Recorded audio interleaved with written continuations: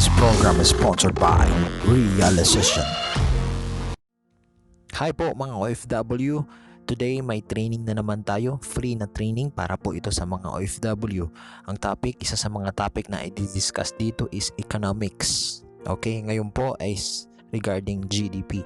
So sana po marami tayong matutunan at sana po makapunta kayo. Kasi ang trainings na ito is free po ito para po sa mga OFW na maging handa tayo pag uwi sa Pilipinas.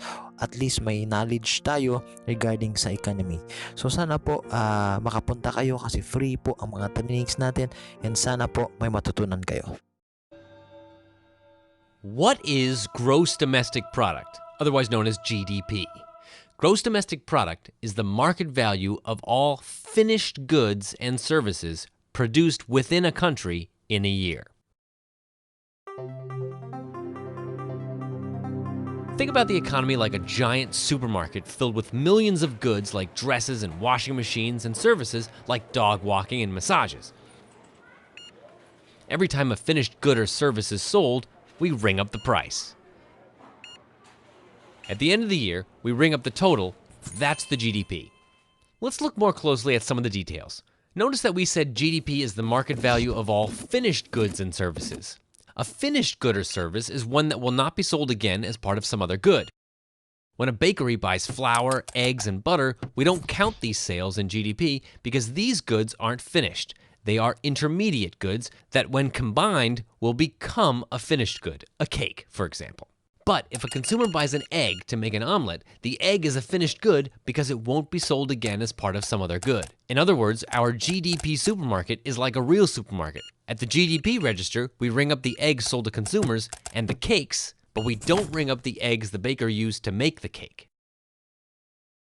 There are also goods that are used to make other goods but are still considered finished goods. These are called capital goods.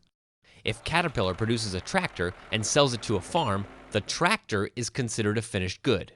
The tractor is finished and its value is added to the GDP.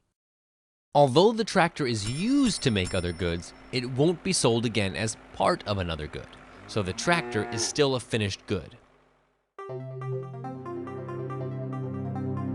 The GDP is the market value of all finished goods and services produced within a country in a year. GDP only counts production. If an old house is sold this year, that doesn't add to GDP since the house wasn't produced this year. Only the sale of new houses add to GDP.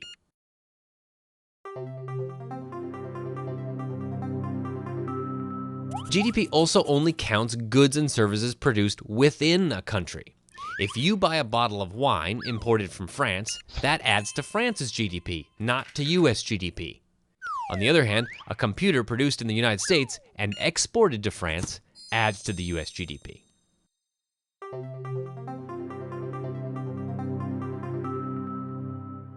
Let's go back to the definition one more time to see some of the limits of GDP as a measure of economic production.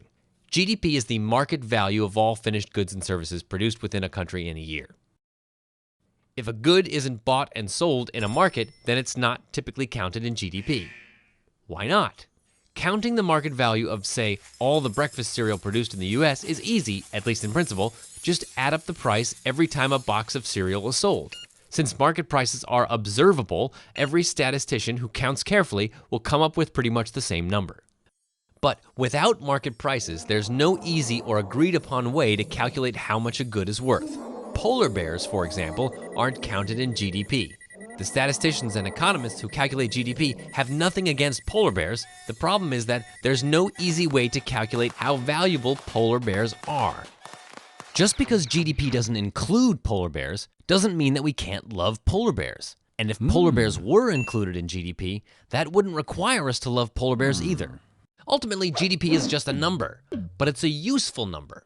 In the next few videos, we'll show how the GDP number can be used as a measure of the standard of living. But for that, we'll have to make a distinction between the nominal GDP, what we have just discussed so far, and real GDP. So stay tuned. Napaka-importante na bawat Pilipinong OFW mag-aral, umattend sa mga seminar at training na tinuturo ng seminar na kinoconduct every month. Kasi mapapansin mo, ang tagal mo na nagtatrabaho, sakripisyo, malayo sa pamilya, Pag may mga nagkakasakit, wala kang magawa. Pag may namatay, hindi ka makauwi kasi empleyado ka eh. So, ang gusto natin talaga na maka-exit ang bawat OFW. Pag naka-attend ka, maraming nababago. Nagiging clear yung picture ng iyong future. Nakakapagplano ka na, pwede pala 5 taon mula ngayon ay pwede kang umuwi.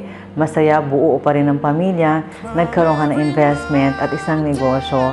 So, nagiging channel of blessings ka tuloy pag uwi mo because of these trainings and seminars. Thank you for watching realization. You are invited to come.